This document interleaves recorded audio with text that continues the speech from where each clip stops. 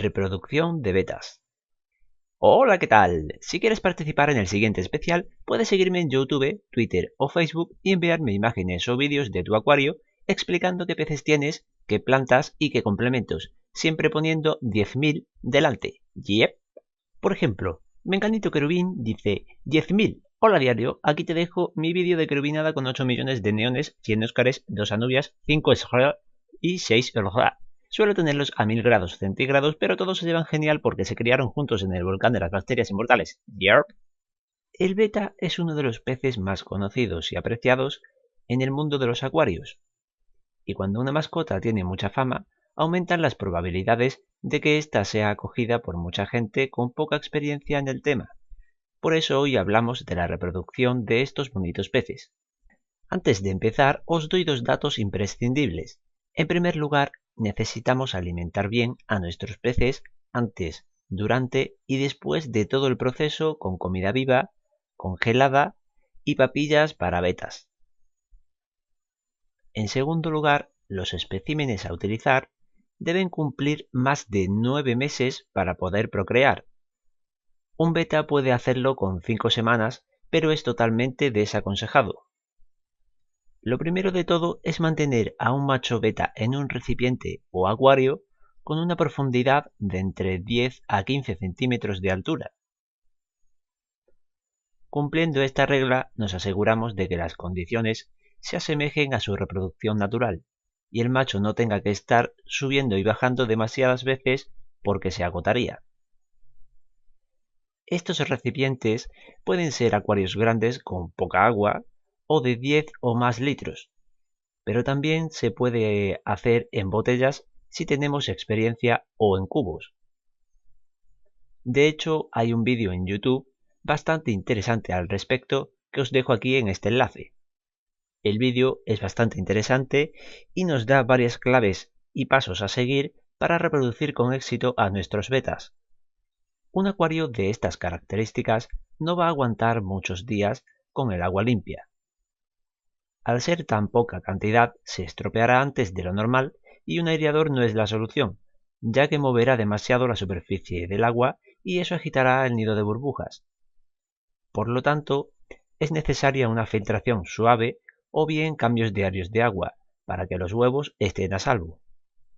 El siguiente paso a tener en cuenta será controlar la temperatura, y para eso necesitaremos un calentador, algo imprescindible en esta etapa.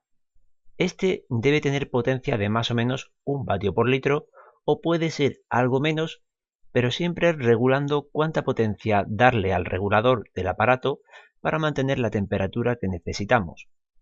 Y aquí llegamos a un punto que no todos saben y no se dice en todas las guías. La temperatura influye en el sexo de los alevines.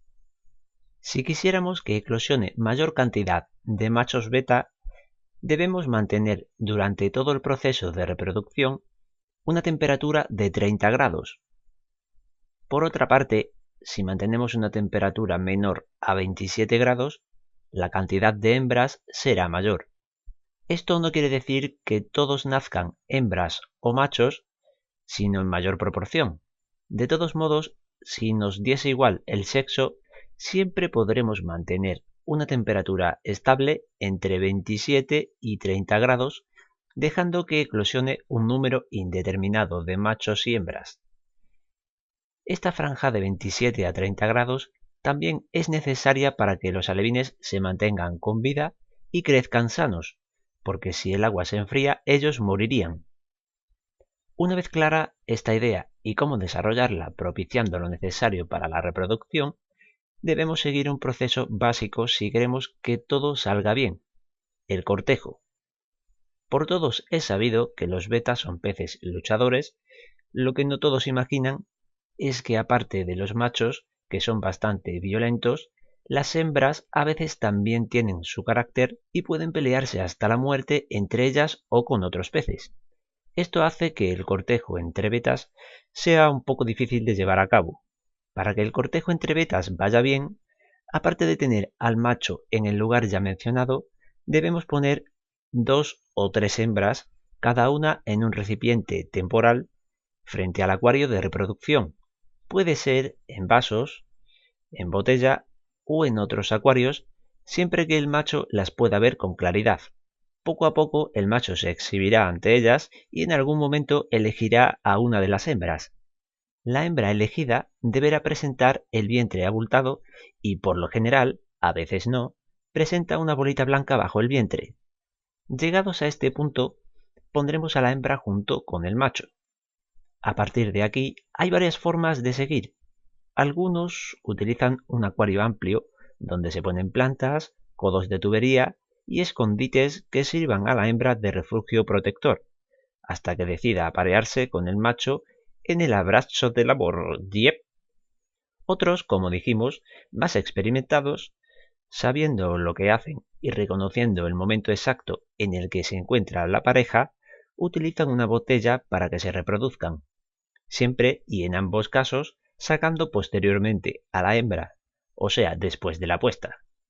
Sabremos que han terminado después de darse el abrazo bajo el nido de burbujas, donde ella deposita los huevos con la presión del macho y él los fecunda.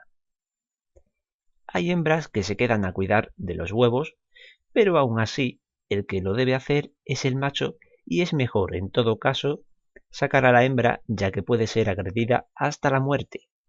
Como siempre digo, hay peces y peces. Algunos tienen mejor o peor comportamiento dentro de su especie, y tener en cuenta que están en un sitio cerrado, no libres como en la naturaleza. A partir de aquí tenemos otro buen lío: cuidar a los alevines. La eclosión de los beta sucede un día después de la puesta, y como en la mayoría de los casos, tardará menos si la temperatura está a 30 grados, o sea, más calor, o tardará unas horas más si está a menos temperatura, sin olvidarnos del tema machos o hembras. Y ahora es cuando aparecen las primeras colitas, saliendo de los huevos, y esto hace que el macho esté mucho más atento al nido para recoger cada alevín que caiga al fondo, de ahí la importancia de un acuario pando.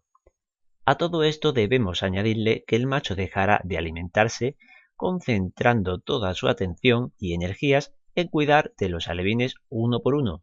Por eso también es de vital importancia que el suelo no tenga grava y sea completamente liso. A medida que pasen de 2 a 3 días, los alevines irán haciendo prácticas de nado, con lo que caen al suelo y el padre los recoge. Es un momento bastante curioso y gracioso, a la par que interesante. Pasados estos días empezarán a nadar horizontalmente y es entonces cuando o tenemos un acuario muy amplio o sacamos al macho para que no haga trabajo extra y acabe extenuado, siempre precisando un buen momento en que todos los alevines más o menos puedan nadar y no quedarse pegados al fondo, donde morirían poco a poco. La alimentación. El hecho de nadar horizontalmente también significa que han agotado casi todo el saco vitelino del que se alimentaron durante esos días. A partir de aquí, debemos alimentarlos nosotros. Para alimentar a estos alevines tan pequeños, la prioridad es la comida viva, Artemia y Daphnia recién eclosionadas. Si no sabemos o no disponemos de ellas, hay otras opciones menos efectivas, pero también útiles, como la comida líquida para alevines, infusorios e incluso agua de los caracoles, que también contiene infusorios.